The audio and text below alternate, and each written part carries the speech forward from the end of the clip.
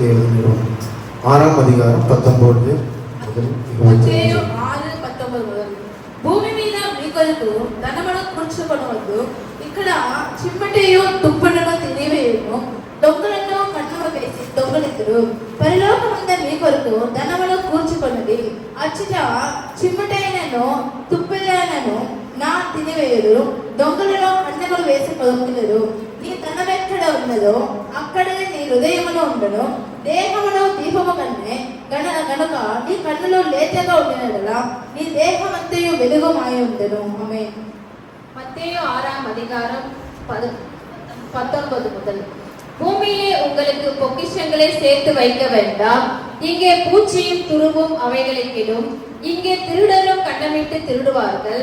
பரலோகத்திலே உங்களுக்கு பொக்கிஷங்களை சேர்த்து வையுங்கள், அங்கே பூச்சியாவது துருவாவது கெடுக்கிறதும் இல்லை, அங்கே திருடர் கண்ணமிட்டு திருடுகிறதும் இல்லை. உங்கள் பொக்கிஷம் எங்கே இருக்கிறதோ அங்கே உங்கள் இருதயமும் இருக்கும். 21. அதுதான், உங்கள் பொக்கிஷம் எங்கே இருக்கிறதோ அங்கே உங்கள் இருதயமும் இருக்கும். உங்கள் பொக்கிஷம் எங்கே இருக்கிறதோ அங்கே உங்கள் இருதயமும் இருக்கும். இந்த வார்த்தை திரும்பி யோசிச்சு பாருங்க. உங்கள் பொக்கிஷம் எங்கே இருக்கிறதோ உங்க இருதயம் எங்க இருக்கும்? உங்க பொக்கிஷத்தை மேலதான் இருக்கும். நான் இயேசுடைய வார்த்தையை கொஞ்சம் ஆழ்ந்து சிந்தைக்குள்ள நம்ம எடுத்து வரணும். இந்த பிரசங்கம் நான் என்னை விட்டீங்கன்னா ஒரு 6 மணி நேரம் நான் பேசுவேன். அதனால் நீங்கள் உன்னிப்பாக கவனிக்கணும். தொடர்ந்து செய்தியாக இதை வைப்போம். நான் சில நேரம் இல்லாதபடினால நான் சுருக்கமாக கடந்து போகிறேன். எடுத்தோடனே இயேசுவானவர் மலை பிரசங்கத்தில் 3 நாள் 5, 6, 7ஆம் அதிகாரத்தில் அந்த 3 அதிகாரத்தில் நீங்கள் வசனத்தின்படி நீங்கள் கேட்போமானால் நான் நிச்சயமாக சொல்லுகிறேன், உங்களுக்கு பரலோக வாசல் உங்களுக்கு கிட்டும். ஆமாம். 5, 6, 7 படி கேட்டாலே போதும் நான் சொல்கிறேன். அவ்வளோ வார்த்தை இருக்குது. நான் பேசுகிறது இயேசுவானவர். அதனால் கொஞ்சம் முக்கியத்துவத்தை கொடுங்க. காது ஞானம் கேட்க கிடையாது. நல்ல ஒரு இருதயத்தை பிளங்க. பாருங்க 21 வசனம். உங்கள் பொக்கிஷம் எங்கே இருக்கிறதோ அங்கே உங்கள் இருதயம் இருக்கும். எடுத்த உடனே கர்த்தர் கேட்கல, உன் பொக்கிஷம் எங்கப்பா, உங்ககிட்ட எவ்வளோ பணம் இருக்கு அப்படி கேட்டுருக்கலாம்ல. பணம் வச்சிருக்கிறது தப்பு அப்படின்னு சொல்லல. பணத்துடைய மதிப்பு பாருங்க எப்படி இருக்குன்னு. ஆங்கிலத்தில் அழகாக இருக்கு, lay not upon yourself treasures upon the earth. உங்களோட பொக்கிஷங்களை பூமியிலே வைக்காதிருங்கள். அது எப்படி இருக்குன்னா, அது பூச்சியும் அது துரு பிடிச்சி போறதா இருக்கிறது. உங்களுடைய பொக்கிஷங்களை எங்க சேர்த்து வைக்கணும்? பரலோகத்தில் சேர்த்து வைங்க. அப்போ உங்கள் பொக்கிஷம் எங்கே இருக்கிறதோ அங்கே உங்கள் இருதயம் இருக்கும். பாருங்க, இப்போ உங்களை நான் கேட்டேன்னா உங்க பொக்கிஷம் எங்கப்பா அப்படின்னா ஒரு சில பேர் சொல்லுவாங்க என்னன்னா, என்கிட்ட கொஞ்சம் பணம் இருக்கு, என்கிட்ட சொத்து இருக்கு, இல்லைன்னா என் பையன் தான் எனக்கு பொக்கிஷம். ஒரு சில பேர் சொல்லுவாங்க இப்போ காசு பணம் இருக்காது, 4 பிள்ளைங்க தான் என் பொக்கிஷம், அவனை வளர்த்து பெரிய ஆளாக்கி உங்களுக்கு சோறு போட்டுருவாங்க அப்படின்னு ஒரு எண்ணம் வச்சுருந்தீங்கன்னா மண்ணுக்கு மண்ணாக தான் போவீங்க. இப்போ உங்கள் இதயத்தில் என்ன இருக்கு? அதான் பொக்கிஷம். நான் கர்த்தர் எங்க பொக்கிஷத்தை சேர்த்து வை அப்படின்னா சொன்னார்னா பரலோகத்தில் வைப்பாங்க. பரலோகத்தில் வை, உங்கள் இருதயம் நாடப்படும். அதை நீ நோக்கி போனா நீ எங்க போயிடுவ? பரலோகத்துக்கு போயிடுவ. இந்த பூமியில வாழ்றதுக்கு நமக்கு என்ன வேணும்? இல்ல, சாதாரணமான விஷயம் தான். கரன்சி இது இந்தியன் ஐஎன்ஆர். துபாய்க்கு போனா பெரியாக்க பயப்பட்டான், எதுக்கு ஓப்பன் பண்ணணும்? வேற யோசிக்கிறீங்களா? இங்க உட்காந்துட்டு இருக்கலாம், ஆனா அவங்க இருந்து எங்க வைக்கிறமா இருக்கும்? பிஸ்னஸ் மேல. சாயங்காலம் போய் என்ன பண்ணலாம்? இல்ல கொஞ்சம் வாங்க இங்க உட்காருங்க. பிதாவுக்கு அடுத்தவைகளை நான் செய்ய திராணியா இருக்கும்போது உங்களுக்கு என்ன? யாரு? 11 வயசு பையன் சொல்றது இயேசு. பிஸ்னஸ் ஆங்கிலம் என்ன இருக்கு? In my fathers business. அப்ப கர்த்தருக்கு பொக்கிஷம் எங்க இருக்கு? சிந்தனை பரலோகத்துல இருக்கு. உங்க சிந்தனை கதை நேரம் திரும்பணும். ஆமென். அல்லேலூயா. இப்ப எங்க உட்கார்ந்துட்டு இருக்கீங்க? சபையில தானே நினைச்சேன். அல்லேலூயா. வார்த்தையை கேட்கும்படியாக பிசாசு தடை பண்ணுவோம். ஆமென். சோர்ந்து போறதே கிடையாது. அல்லேலூயா. கேக்குதா? அப்போ உங்களுடைய சொத்து என்ன தெரியுமா? ஒரு 15 வருஷம் உயிரோட இருந்தா நான் எவ்வளவு சம்பாதிச்சிருவேன்? பணம், நேரம். நான் இதே பதவியில் இருந்த பிரதர், இதே பதவியில் இருந்தேனா நான் இந்த உயருக்கு வந்துடுவேன். என் கரை சேர்த்துருவேன், என் பையனை கரை சேர்த்துருவேன். இதே அந்தஸ்துல இருந்தேன்னு வச்சுக்கோங்களேன், அப்படியே பிள்ளைய கட்டி கொடுத்துருவேன். அதான சிந்தனை. இந்த தாளம் என்கிட்ட இருந்துச்சுன்னா அப்படியே நான் நல்லா வாழ்ந்துருவேன். இந்த கனவு நிறைவேறிச்சுன்னா நான் அப்படியே இந்த உலகத்துல இருந்து நான் மறிச்சிருவேன். இதே சௌரியத்தோட நான் இருந்தேன்னு வச்சுக்கோங்க. சௌரியம் தானே முக்கியம். இதே வசதியோட நான் இருந்தேன்னு வச்சுக்கோங்க, அப்படியே நான் செத்த போனா பரவாயில்ல, நல்லா இருக்கும். இன்னொன்று எழுதியிருக்கிறேன், இதே மினிஸ்ட்ரி ஊழியக்காரர் நம்ம போனா ஒரு 100 பேர் ஆத்மா வந்தா போதும். ஒரு பிரதர் சொன்னார் என்கிட்ட, இன்னொன்று மறக்கவே மாட்டேன். 100 பேர் 1000 ரூபாய் கொடுத்தா வந்துடும் பிரதர். 100 பேர் 1000 ரூபாய் கொடுத்தா என்ன வந்துடும்? ஓ, அந்த கணக்கு வந்துடும். அவருக்கு என்ன சிந்தனை? 100 பேருக்கு 1000 ரூபாய் கொடுத்தா இந்த உலகத்துல பொக்கிஷத்தை சேர்த்து வைக்க முடியும். 21வது வசனம், உங்கள் பொக்கிஷம் எங்கே இருக்கிறதோ அங்கே உங்கள் இருதயம் இருக்கும். பரலோகத்தில் உங்கள் பொக்கிஷங்களை சேர்த்து வையுங்கள். அங்கே பூச்சியாவது துருவாவது கெடுக்கிறதும் இல்லை. அங்கே நான் இன்னைக்கு 2 கிலோ தங்கத்தை உங்ககிட்ட கொடுக்குறேன், ஆனா வீட்லயே தான் வச்சுக்கணும். போவீங்க வெளியே? போவீங்களா? லாக்கர்ல வச்சா கூட சரி, நான் சொல்றேன் பாருங்க. உங்க மனம் எங்க இருக்கும்? 2 கிலோ தங்கம். யாரா 2 கிலோ தங்கம் இருக்கா? இருக்குங்களா? கிடையாது. பொக்கிஷன் தான் சொல்லணும், எதுவும் சொல்ல மாட்டேங்க. நான் வீடுல இறங்க மாட்டேன், பயப்படாது. 2 கிலோ எதாவது இருக்கா? எங்கப்பா தலைமாட்டில் வச்சவனா தூக்கம் வராது. அப்படிதான் நமக்கு சிந்தனை. எல்லாருக்கும் அந்த சிந்தனை தான். ஆனா தேவன் அந்த மலை பிரசங்கத்துல அதை அதமாக்கினான். ஒரு பொக்கிஷம் இருக்குப்பா பரலோகத்துல, ஒரு பொக்கிஷம். அது துரும்பு பிடிக்காது, அது திருட முடியாது, அது யாராலும் கை வைக்காத ஒரு பொக்கிஷத்தை, கைவேலை இல்லாத ஒரு பொக்கிஷத்தை தேவனுக்கு கொண்டு போவார், தேவனுக்கு கொண்டு வைப்பார். அதற்கு சிந்தனை நமக்கு இருக்கா? நெவர். எனக்கே கிடையாது. இன்றைக்கு அந்த சிந்தனையை தேவன் அந்த இருதயத்தை அப்படியே நேர்முகப்படுத்தினார். ஆமென். நான் 3 காரியம் மட்டும்தான் வைத்திருந்தேன். லொகேஷன் ஆஃப் யுவர் ட்ரெஷர், உங்களுடைய பொக்கிஷத்தின் இடம். 2வது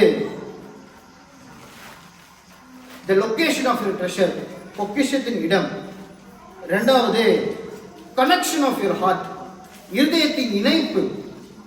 3வது வாழ்க்கையின் திசை.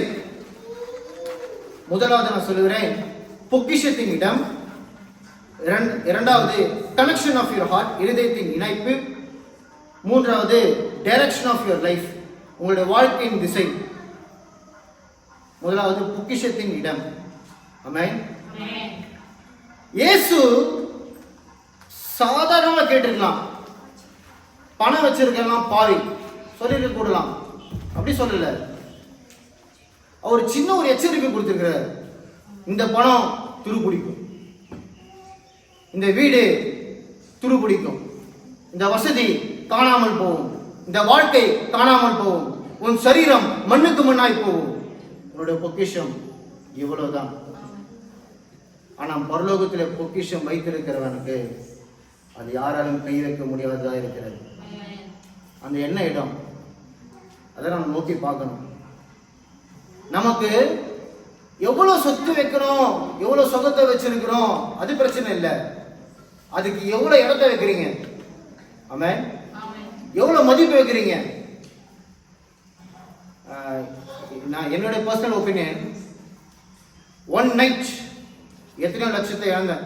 1 நைட் ஒய்ஃப் எல்லாம் கொஞ்சம் அப்படியே யோசிச்சாங்க, அது ஒரு பணம் தான், இதே நான் திருப்பி கொடுப்பேன், சாதாரணமாக காரு. என் ஒய்ஃபுக்கு ப்ரெக்னன்சி டைம், அது ஒரு 3rd மந்தில் ஏதோ ஹாஸ்பிட்டலில் பெரிய காம்ப்ளிகேஷன் சொன்னாங்க, அது சொன்னாங்க இது சொன்னாங்க. எங்கள் ஒய்ஃப் என்கிட்ட கோவப்பட்டாங்க, நீங்கள் என்ன இவ்வளோ பிரச்சனை இருக்குது, நீங்கள் எதுவுமே சொல்ல மாட்டேங்கிட்டு இருக்கீங்களே. பிரசவத்தை உண்டு பண்ணிடுவார், அதை சேதப்படுத்தாமல் இருப்பார். அது முடிக்கிற வரைக்கும் தேவ காரியத்தில் நான் வைத்திருக்கேன். 7வது மாதம் என்ன தினமாச்சு, அதை சொன்னால் அந்த டாக்டர் என்ன சொல்லிட்டாங்க, அதெல்லாம் ஒன்றும் இல்லை, அவ்வளோதான் காரியம். என் சிந்தனை என்ன தெரியுமா, அந்த வயிற்றுல ஒரு பிள்ளை மேலே கிடையாது, என் சிந்தனை என் கத்தர் மேலே. கொடுத்தது கத்தர். 5 வருஷம் காத்திருந்தேன், அதுக்கு பதில் கொடுத்தார். கத்தர் அதை செய்வார், சாதாரண காரியம் தான். இந்த பணம் என் காலுக்கு கீழே, என் தலைக்கு மேலே கிடையாது. ஆமென். பாருங்க, பொக்கிஷத்தை எந்த இடத்துல வைக்கிறீங்க நீங்க நான் கேட்குறேன் உங்களை, உங்க பணத்தை எந்த இடத்துல வைக்கிறீங்க நீங்க? நான் இங்க வைக்கிறேன், எவ்வளவு தூரம் வைக்கிறீங்களா? தான் ஹையஸ்ட் எவ்வளவு வைக்கிறீங்களா? இல்லை எவ்வளவு வைக்கிறீங்களா? இல்லை இது கீழே வைக்கிறீங்களா? நான் உங்களை பதில் சொல்ல விரும்பல. நான் என்னுடைய பதில், எனக்கு கீழே தான் அந்த பொக்கிஷம், எனக்கு காலுக்கு கீழே தான் பொக்கிஷம், கர்த்தர் எனக்கு மேலே. ஆமென். ஏன் தெரியுமா? அப்புறம் உங்களோட அனுபவத்தை எடுத்துக்கொள்ளுங்க. ஆதியாகமம் புஸ்தகம் 12:1. ఆదియాగమం 12:1. యెహోవా నీవు లేచి నీ దేశమునండియు నీ బంధువుల యొద్దనుండియు నీ తండ్రి ఇంటినుండియు బయలుదేరి నేను నీకు చూపించిన దేశమును వెళ్ళుము. నిన్ను గొప్ప జనముగా చేసి నిన్ను ఆశీర్వదించి నీ నామమును గొప్పగా చేయుదును. నీవు ఆశీర్వాదముగా నుండువు. ఆమేన్. ஆதியாகமம் 12:1. கர்த்தர் ஆபிரகாமை நோக்கி, நீ உன் தேசத்தையும் உன் இனத்தையும் உன் தகப்பனுடைய வீட்டையும் விட்டு புறப்பட்டு நான் உனக்கு காண்பிக்கும் தேசத்துக்கு போ. நான் உன்னை பெரிய ஜாதியாக்கி உன்னை ஆசீர்வதித்து உன் பேரை பெருமைப்படுத்துவேன். நீ ஆசீர்வாதமாய் இருப்பாய். 12:1. நீங்க எல்லாத்தையும் மறந்துடுங்க. கர்த்தர் உங்களை அழைக்கிறார், இன்றைக்கு உங்களை அழைக்கிறார். எல்லாத்தையும் விட்டு வாப்பா. என்னத்தை விட்டு வரணும்னு சொன்னாரு? உன் ஊரு, உன் குடும்பம், உன் வீடு, உங்க அப்பா சேர்த்து வச்ச சொத்து விட்டு வா, நான் காண்பிக்கும் திசை. ஐயோ, இந்த சர்ச்சு கட்டும் போது லொகேஷன் கேட்டாங்க பாரு, கூகுள் மேப்ல காட்டினாவும் அங்க போய் வண்டி விட்டாங்க. என்னது, லொகேஷன் மேப்ல காமிச்சியும் ஜூம் பண்ணி பார்த்துட்டு வழியெல்லாம் இருக்குன்னு எல்லாம் கேட்டாங்க, வண்டி அங்க போய் விட்டாங்க. என்ன எதுங்க எது மாதிரி விசுவாசம் வச்சாங்க தெரியுமா? கர்த்தருடைய வார்த்தை மேல பொக்கிஷமா வைத்தார் இந்த மனுஷன். நீ நம்ம எதுல பொக்கிஷம் இருக்கிறோம் தெரியுமா? கர்த்தர் சரி சொல்லிட்டாரு, செய்வாருன்னு நினைக்கிறேன். கர்த்தர் சொல்லிட்டாரு, செய்வார். இந்த வருஷம் வாக்குத்தத்தம் என்னது?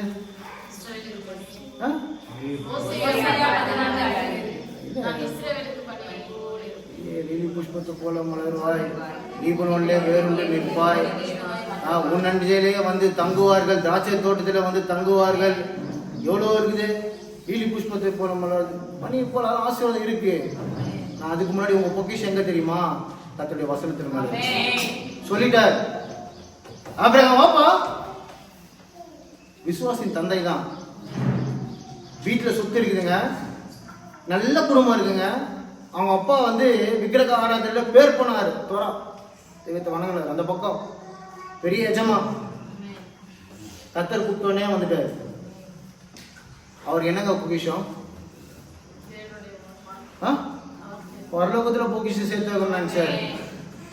ஆனா இங்க மாத்திரமல்ல, தேவன் மறுமையிலும் தேவன் அவருக்கு சேர்த்து வைத்தார். அதான் எபிரேயர் நிருபம் 11:8. 11:8. எபிரேயர் 11:8 தமிழ் வாசிங்க. எபிரேயர் 11:8. விசுவாசத்தினாலே ஆபிரகாம் தான் சுதந்திரமாக பெறப்போகிற இடத்திற்கு போகும்படி அழைக்கப்பட்ட போது கீழ்ப்படிந்து தான் போகும் இடம் இன்னதென்று அறியாமல் புறப்பட்டு போனார். என்னங்க தொடர்ந்து படிங்க. என்ன பெற்றுக் கொண்டார்? சுதந்திரத்துக் கொண்டார். சுதந்திரத்துக் கொண்டார். எதனால? அவர் கீழ்ப்படிந்து வெளியே வந்து தேவனையே ஆதாரமாய் கொண்டிருந்தார். எனக்கு ஆதார் யார் தெரியுமா? இயேசு மாத்திரமே. நீ கையை நீட்டி 2 பேரும் எல்லாரும் சொல்லுங்க, எனக்கு இயேசு மாத்திரமே பொக்கிஷம். எனக்கு இயேசு மாத்திரமே பொக்கிஷம். கர்த்தர் சொன்னால் நான் செய்வேன். எனக்கு பதவி முக்கியம் இல்ல, எனக்கு பணம் முக்கியம் இல்ல. நான் வயசு போனாலும் சரி, என் பலன் போனாலும் சரி, எல்லாவற்றையும் திரும்ப கொடுக்கிற தேவனே எனக்கு பொக்கிஷம். ஒரே விசுவாசம். எல்லாவற்றையும் சுதந்திரத்தை கொண்ட ஆபிரகாமுக்கு செய்த யாவே தெய்வத்தை நாம் வணங்குகிறோம். எனக்கு பொக்கிஷம் அவரே. 11:8 என்ன வாசிக்கிறேன்? விசுவாசத்தினாலே, விசுவாசத்தினாலே, விசுவாசத்தினாலே. ஐயோ, கர்த்தர் சொல்லிட்டார், செய்வார், செய்வார், நிச்சயமா செய்வார். ஒரு சந்தேகம் இருக்குமானால் நான் சொல்றேன், இன்றைக்கு அந்த சந்தேகத்தை எடுத்து போடுங்க. ஏன் இதனால தெரியுமா வருது? நீங்க நம்பிக்கை, உங்களுடைய இருதயம் எதன் மேல வைக்கிறீங்க? பொக்கிஷத்தின் மேல வைக்கிறீங்க. நான் நிச்சயமா சொல்றேன், அது துரும்பா போயிடும். நீங்க கர்த்தரை நம்பி இருக்கிறோம், ஆனால் இம்மைக்குரிய காரியம் மாத்திரம் அல்ல, மறுமையிலும் தேவன் வைத்திருக்கிறார். ஆமென்.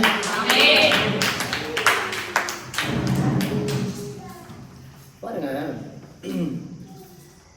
சும்மா சாதாரணமாக எடுத்து வச்சிருந்த ஒரு காரியம் தான். ஒரு பாஸ்டர் சொன்னாரு, நீங்க முன்னாடி உட்காருப்பா, பின்னாடி போய் உட்காருப்பான்னா அது சண்டை போடுறாரு. எனக்கு ஃப்ரெண்ட்ஸ் இருக்கிறாங்க, நான் முன்னாடி தான் உட்காருவேன், என்ன போய் பின்னாடி உட்கார வச்சிட்டேன், சபைக்கே வரல. எது? ஒரு சேர் விட்டு பின்னாடி உட்கார சொன்னதுக்கு பிரச்சனை. ஊர் விட்டு வேணா என்ன பண்ணுவீங்க? ஜீசஸ் சாரி, நான் மாறிட்டேன். இது நான் மாறிட்டேன், பழசுக்கே போயிட்டேன். ஊரை விட்டு வர சொல்ற தெய்வமா இருக்கிறாரு. உலகத்தையே சுதந்திரிக்கும்படியாக தேவன் அழைக்கிறார். ஆமென். ஆபிரகாமுடைய அழைப்பு என்ன தெரியுமா? நீ மிதிக்கிற தேசம் உனக்குதான். பாட்டு அழகார, கால் மதிக்கிற தேசம். அது இதை உள்ள நாம வைத்துக்கணும். உங்க பொக்கிஷம் அது. எது? இருக்கிற இடம் பொக்கிஷம் இல்ல. தேவன் ஒரு பெரிய காரியத்தை வைத்திருக்கிறார். வார்த்தை தான் உங்களுக்கு பொக்கிஷம். எங்க இப்ப நான் கேக்குறேன், உங்க பொக்கிஷம் எங்கங்க? வார்த்தை, வார்த்தை. சோத்திரங்க. வார்த்தையினால் பலப்படுத்தி. உங்க பொக்கிஷம் எங்கங்க? வார்த்தை. அதோடைய மதிப்பு எப்படி நம்ம வளர்க்கலாம்? உங்களுடைய விசுவாசத்தினால வளர்க்கலாம். கொடுத்தாச்சு. கர்த்தரை வளர்த்துற பொண்ணுங்க வெளியோட பெருசுங்க, நான் வச்சிருக்க வீடோட பெருசுங்க, நான் வச்சிருக்கிற வசதியோட பெருசுங்க, என் குடும்பத்தோட பெருசுங்க, நான் வாழ தேசத்தோட பெருசுங்க. நான் கர்த்தரை ஆதாரமா நினைச்சிருக்கிறேன். இது ஆபிரகாமுடைய மதிப்பு. கடைசியில் என்ன ஆச்சு? 11:6 அது நடந்தேறினது. மோசேயை பார்க்கலாம். அதே 11ஆம் அதிகாரம் தான், 24, 26. மோசே ஆங்கிலத்தில் இருக்கு, பை ஃபெய்த் மோசஸ் இருக்கு. தமிழ் என்ன இருக்கு? மோசே தன் பெரியவனான போது பார்வோனுடைய குமாரத்தியின் மகள் எண்ணப்படுவதை வெறுத்து அநித்தியமான பாவ சந்தோஷங்களை அனுபவிப்பதை பார்க்கிலும் தேவனுடைய ஜனங்களோடு துன்பத்தை அனுபவிப்பதையே தெரிந்து கொண்டு இனி வரும் பலன் மேல் நோக்கமாய் இருந்து எகிப்தில் உள்ள பொக்கிஷங்களினாலும் கிறிஸ்துவின் நிமித்தம் வரும் நிந்தையே அதிக பாக்கியம் என்று எண்ணினார். ஓ, தேவனுக்கு மகிமை உண்டாவதாக. இன்றைக்கு பாஸ்டர் ஜோஷுவா ஏன் திரும்ப அறிவுல இருக்கிறாரு? அவர் ஒசூர்ல வேலை கிடைச்சது இன்னும் ஞாபகம் இருக்கு. என்ன ஒரு மாசம் விட்டுட்டு போயிட்டாரு. ஸ்கூல் நான் மாத்திரேன் தம்பி, அக்கா எல்லாம் எதிர்பார்ப்பா அழகா 2 பொம்மை கொடுத்துட்டு போயிட்டாரு. ஸ்கூல் டிசி மாத்திட்டு நம்ம ஸ்கூலுக்கு போகலான்னு நினைச்சேன். ஒரு மாசம் கழிச்சு நிற்கிறாரு, இந்த ஸ்கூல் படின்றாரு. நான் அவரை ஃப்ரெண்ட்ஸ்கிட்டலாம் சொல்லிட்டு வந்துட்டேன், இந்த ஸ்கூல்ல இருக்க போறதுல நான் ஒசூர்ல படிக்க போறேன். எனக்கு இவரு போயிட்டாரு, என்னென்னமோ மாத்துவாரு. அது மாத்துறது எனக்கு தான் பிரச்சனை, அவருக்கு தெரியாது. சின்ன பையன் தான், இல்லடா ஜோயல் எதனா பண்ணுவாரு. அவருக்கு எங்க மேலாம் மதிப்பு கிடையாது, கர்த்தர் மேல மதிப்பு. அவன் எங்க மேலாம் நோக்கம் கிடையாது, அவர் கர்த்தருடைய வார்த்தை மேல கனம் வைத்திருக்கிறார். அங்க பொக்கிஷன் இருக்கான்னு பார்த்தாரு, அது இல்ல. எனக்கு பார்வனுடைய குமாரத்தியா இருப்பதை காட்டிலும் இந்த இஸ்ரவேல் ஜனங்களோட துன்பத்தை அனுபவித்தே நான் பொக்கிஷமாய் கருதுகிறேன். இப்படி மாத்தி சொல்லுங்க. என்ன போட்டுக்கிறாரு? மோசே பார்வனுடைய குமாரத்தின் மகன் என்று அழைக்கப்படுவதை மறுத்தான். சிறிது காலம் சிற்றின்பத்தை அனுபவிப்பதை விட தேவனுடைய ஜனங்களோடு துன்பத்தை அனுபவிக்கதே எகிப்திய பொக்கிஷத்தில கிறிஸ்துவுடைய பெரிய பொக்கிஷமா நான் நின்னேன். நல்லா வாழ முடியும் மோசேவால. பாருங்க, அவர் பிஹெச்டிலாம் கிடையாது, பிஹெச்டிலே 10 டிகிரி வச்சிருந்த ஆளு எகிப்துல. ஒரு பிஹெச்டி முடிக்க எத்தனை வயசு தெரியுமா? அது நான் சொல்ற உதாரணத்துக்கு 33 வயசு ஆகுது. அப்ப கூட தீசிஸ் சைன் பண்ணாதான். நீ 10 பிஹெச்டி வாங்கிட்டு கர்த்தர் தான் பொக்கிஷம் சொல்லுவியா? இந்த மனுஷன் எதை பார்த்தாருன்னு தெரியல. இந்த விருது அதுக்கு நேராக இருப்பதாக. படிங்க அந்த 11:24-26. விசுவாசத்தினாலே மோசே தான் பெரியவனான போது ஆபிரகாம் எதனால? விசுவாசத்தினாலே. அது என்ன பொக்கிஷம்? கர்த்தருடைய வார்த்தை பொக்கிஷமா இருந்தது. உங்களுடைய விசுவாசம் மதிப்புள்ளதா இருக்கிறது. அதே மதிப்பு மோசேவிடத்துல வந்தது. மோசேக்கு செய்த தேவன் நம்மோடு கூட செய்கிறவரா இருக்கிறார். நமக்கு வேண்டியது எல்லாம் கடுகள விசுவாசம். By faith, by faith Abraham, by faith Moses. தானமா? 6 by faith Abraham, 24 by faith Moses. மதிப்பு என்ன தெரியுமா? அவங்கள போய் கூப்பிட்டு தங்க தட்டில் கூட சோறு போடுங்க, தங்க சிம்மாசனத்துல கூட வைங்க. நாளைக்கு காலையில் எகிப்து பித்தோமியர் கடத்துல தான் இருப்பார். அவங்களோட பேர் என்ன தெரியுமா? எகிப்துல ஒரு வரைபடத்தில் எழுதி வச்சிருக்கிறாங்க. நம்மளோட பேர் என்ன தெரியுமா? காவால வசிக்கிறவங்க. எகிப்து புராணத்தில் எழுதி வச்சிருக்கிறாங்க பித்தோமியரா. காவா, எகிப்துல இருக்கிற காவா கழிப்பிடத்துல பக்கத்துல வாழ்ந்தவங்க தான் இஸ்ரவேல் ஜனங்க. நாம அதை நான் தேர்ந்தெடுக்கிறேன். அவங்கள கூட உட்கார்றேன்.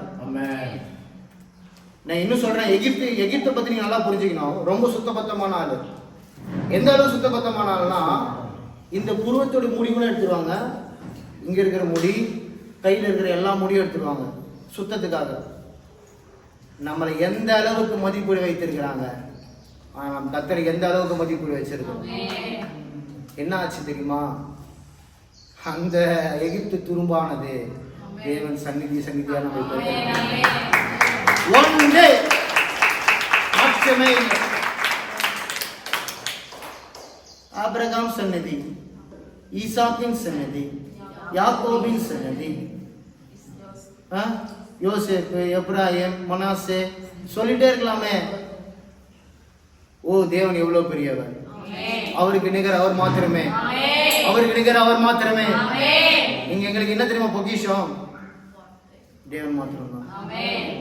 என் கைகள் நேராக நான் வைக்கிறேன். நான் இன்னைக்கு கூட நான் வைக்கிறேன். இன்னைக்கு கூட நான் யோசிக்க ஒரு காரியம், கர்த்தரை சார்ந்து இருக்கிறேன். கர்த்தர் நடப்பித்த நடப்பில் இருந்திருக்கு. எத்தனையோன்னு தடவை நான் யோசிச்சிருக்கிறேன், ஏன் கர்த்தர் இந்த பாதையில் நடத்துறார். விசுவாசத்தில் குதிச்சிட்டேன். கர்த்தர் எங்க கொண்டு போறாருன்னு பார்க்கலாம். போய் பார்த்தா தான் தெரியுது, மறுமைக்கு மாத்திரம் அல்ல, இம்மைக்கும் தேவன் செழிப்பாக நடத்துகிறார். என் பொக்கிஷம் யார் தெரியுமா? என் கர்த்தர். என் கர்த்தர். எங்க அப்பா கூட பிறந்தாங்க 11 பேர். இந்த ஒரு மேரேஜில் நான் பார்த்துட்டேன் தெரியாம எல்லா கசின்ஸும். முதல்ல நான் பார்த்தோன்னே எங்கள் ஒய்ஃபை கூப்பிட்டு, அவங்க மேரேஜில் நகை போடுவாங்க. நான் அவங்களோட ட்ரெடிஷன், நகை போட்டால் தான் அவங்களுக்கு மரியாதை, நகை போட்டால் தான் அவங்களுக்கு ரொம்ப சந்தோஷமாக நம்ம வெல்கம் பண்ணுறேன்னு அர்த்தம். நீங்கள் நகை போடாமல் வந்தீங்கன்னா அவங்களுக்கு ஒரு நினைப்பு என்னென்னா, விதவைங்க தான் கல்யாணத்துக்கு வரணும், அவங்களுக்கு அந்த நினைப்பு. எங்கள் ஒய்ஃபை பார்த்தோன்னே எங்கள் அண்ணா என்கிட்ட பேச மாட்டான், நான் திட்டிக்கணும்னு தெரியும். அதனால ஒய்ஃபை கூப்பிட்டு, ஏன் இப்படி வர அப்படி தானே கேட்டாங்கண்ணா, ஏன் இப்படி வரமா, ஏன் சாம் அப்படி வரான் அப்படின்னு. எப்படி வரும் அப்படி வர புரியல. அவங்களுக்கு அவங்களுக்கு நினைக்கிற மாதிரி நான் வரணும். அவங்க போட்டிருக்கிற பொக்கிஷம், அவங்க போட்டிருக்கிற ஆபரணம், நான் போட்டிருக்கிற துணி, நான் நினச்சி அப்படி நின்னேன். கூப்பிட்டு, நான் என்னடா சச்சனம் கட்டிருக்கேன்னு கேட்டார். கட்டி அவ்வளோ டிவோட்டியான்னு கேட்டார். அது டிவோட்டினா அவ்வளோ பக்தியான்னு கேட்டார். ஆமாம் அவ்வளோ பக்தி தான். என்ன பண்ண போகிற, பாப்பாலாம் பெண் குழந்தைலாம் ஆயிடுச்சு, என்ன அப்படி பண்ணுற, அப்பா தான் பைத்தியக்காரனாக இருந்தார், நீயும் அவர் கூட போய் சேர்ந்துருக்கான்னு எனக்கு கேட்டார். கொடுத்தது கர்த்தர், கொடுத்தது கர்த்தர். இவரு பேசுறாரு பத்தியா, இந்த ஸ்தானத்துக்கு தேவனை வைத்திருக்கிறார். இவன் பேசவே மாட்டேன். என் கூட பேசினா 20 வருஷம் ஆச்சு. நான் பார்த்தேன், என் கூட பேசணும்னு என்ன பேசினானா, அவனுடைய பொக்கிஷம் அவ்வளவுதான். என் பொக்கிஷம் எனக்கு தெரியும். அது நான் பதில் சொல்ல வேண்டிய அவசியமே கிடையாது. நான் ஏன் பதில் சொல்லணும்? அவனுக்கு அவ்வளவுதான் மதிப்பு. பதில் சொல்ல வேண்டிய அவசியமே கிடையாது. கர்த்தர் எங்க வைப்பாரு எனக்கு தெரியும். நீங்க தாவீதுடைய பொக்கிஷத்தை பாருங்க, பாப்பா அழகா புரியும் உங்களுக்கு. இது சொல்லி நான் முடிச்சிடுறேன், நேரம் இல்லாதபடினால. 1 நாளாகமம் புஸ்தகம் 29:3 அதிகாரம். 29:3 அதிகாரம். 1 నారాగం 29:3. ఆ. మరియు నా దేవుని మందిరము మీద నాకు కలిగి ఉన్న మాకు మక్కువ చేత నేను ఆ ప్రతిష్టమైన మందిరము నిమిత్తము సంపాదించిన వస్తువులు కాక నా స్వతంత్రమైన బంగారము వెండిని నా దేవుని మందిరము నిమిత్తము ఇచ్చెదను. ఆమేన్. 1 நாளாகமம் 29:3. இன்னும் என் தேவனுடைய ஆலயத்தின் மேல் நான் வைத்திருக்கிற வாஞ்சையினால் பரிசுத்த ஆலயத்திற்காக நான் சபதரித்த அனைத்தையும் தவிர எனக்கு சொந்தமான பொன்னையும் வெள்ளியையும் என் தேவனுடைய ஆலயத்திற்கு என்று கொடுக்கிறேன். பாருங்க, உங்க இருதயம் எது மேல இருக்குதுன்னா அவங்க பொக்கிஷத்து மேல இருக்கு. உண்மையிலேயே உங்களுடைய இருதயம் கர்த்தர் மேல வாஞ்சியா இருக்குமானால் முதல்ல என்ன தெரியுமா கட்டுவீங்க? கர்த்தருக்கு ஒரு ஆலயத்தை கட்டுவீங்க. ஆலயமானது நம்மளோட சரீரம் கூட. அந்த பொக்கிஷமா நீங்க பார்த்துப்பீங்க, அதை அழகா அலங்கரிப்பீங்க. ஆனா இந்த மனுஷன் பாருங்க சொல்றது, எனக்கு வாஞ்சை இருக்கிறபடினால் பரிசுத்த ஆலயத்திற்கு ஏற்கனவே ஏற்கனவே ஏற்கனவே 1 நாள் இல்ல, 2 நாள் இல்ல, 3 நாள் இல்ல, அவன் வாழ்க்கை எப்ப ராஜா ஆகிறதுக்கு முன்பதாகவே கர்த்தருடைய ஆலயத்தை கூடாரமா இல்லாதபடி கர்த்தருடைய ஆலயத்தை பெருசாக்கணும்னு வாஞ்ச. உங்களுடைய இருதயத்தை நான் கேட்டேன்னா இன்னைக்கு என்ன தெரியுமா உங்களுக்கு ஓட உள்ள, என் பிள்ளைய எப்படியாவது படிக்க வச்சிடணும், என் பிள்ளைய எப்படியாவது கரை சேர்த்துடணும். இந்த மனுஷன் ராஜா, கர்த்தரை பத்தி நல்லா தெரியும், கர்த்தருக்கு உள்ள பயம் நல்லா தெரியும். அவர் சொன்ன கட்ட கொண்டா செஞ்சு கொடுத்துருப்பான், நான் உள்ள இருப்பான்னு. கர்த்தர் அப்படிதான் நினைப்பாரு. அவன் வாஞ்ச பாருங்க, கர்த்தர் ஆலயத்துக்கு ஏற்கனவே ஏற்கனவே ஒரே நாள் இந்த ஆலயத்தை அப்படியே கட்டுறதுக்கு நான் பணம் கொடுக்கலங்க. 12 வருஷம் வேலை செஞ்சேன். ஒரு இடத்துல டீ குடிக்கணும், நல்லா 350 ரூபா டீ இருக்குன்னா நான் குடிக்க மாட்டேன், சேர்த்து வச்சுப்பேன். என் கல்யாணத்துக்கு அப்படி செலவு பண்ண, கொரோனா வந்துச்சு, கர்த்தருக்கு சோதனம் கம்மியாக செலவு போட்டு எஸ்கேப் ஆகி வந்துட்டேன். பணம் வச்சுக்கிட்டேன், ஜோபி ஃபுல்லாக பணம். ஆலயம் கட்டப்பட்டது, ஏற்கனவே ஆயத்தம் பண்ணி வச்சிருந்தேன். இதுதான் இது வச்சிருந்த காசு இப்படிதான் வச்சிருந்தேன். ஆனா கர்த்தர் வரும்போது அவர் தான் எனக்கு பொக்கிஷம். இந்த மனுஷன் இருந்தேன், அதான் நான் வாஞ்சியா இருந்தேன். எனக்கு தெரியுங்க என் ஆலயத்தை எவ்வளவு கேவலமா பேசுறேன் எனக்கு தெரியுங்க. எங்க அப்பா பின்புறமா எத்தனையோ ஊழியக்காரன் பேசிக்கிறாங்க. இது செயல்படவே முடியாது, இது வளரவே முடியாது, கர்த்தர் நடத்தவே முடியாது. சொன்னதே கர்த்தர், நடத்துறதே கர்த்தர், கொடுத்ததே கர்த்தர். அந்த வாஞ்ச அந்த மனுஷன் ஆலயத்தை கட்டாங்க. நான் என் வாழ்க்கையில் என்னைக்கே இந்த வார்த்தையை நான் மறக்கவே மாட்டேன். அதே 29:14 பாருங்க, நான் என்னதான் சொல்றது இந்த பணத்தை பத்தி? கொடுத்தது கர்த்தருங்க, கொடுத்தது இந்த மக்களை கொடுத்தது கர்த்தருங்க. நான் மனப்பூர்வமாய் கொடுக்கிறேன், இதுக்கு மேல என்ன வேணும்? 14 படிங்க தமிழ்ல. இப்படி மனப்பூர்வமாய் கொடுக்கும் திராணி உண்டாவதற்கு நான் யார்? என் ஜனங்கள் யார்? கர்த்தருக்கு கொடுக்க நான் யாருங்க? என் ஜனம் யாருங்க? நான் யாரு? ஒண்ணும் கிடையாது. இன்னைக்கு நான் யாரு? இன்னைக்கு நான் இருப்பேன், நாளைக்கு ஒருத்தர் இருப்பான். அவ்வளவுதான் என் மதிப்பு. கொடுத்தது கர்த்தர், கொடுத்தது கர்த்தர். நான் எவ்வளவு மனப்பூர்வமாய் கொடுக்க நான் யார்? என் ஜனங்கள் யார்? எல்லாம் உம்மிடத்திலிருந்து வருகிறது, எல்லாம் உம்மிடத்திலிருந்து வருகிறது, உங்களுடைய கருத்திலிருந்து வருகிறது. நான் திரும்பி கொடுத்தேன். வார்த்தைக்கு மதிப்பு, கொடுக்கறதுக்கு எவ்வளவுதான் மதிப்பு. நீ சொல்லுங்க, நான் யாரு? பாஸ்டர் ஜோஷுவா யாரு? பாஸ்டர் சாம் யாரு? யார் நீங்க? துரும்பு. ஆமென். அவ்வளவுதான், முடிஞ்சிச்சு டைம். நான் 5 நிமிஷம் எக்ஸ்ட்ரா எடுத்துப்போம்.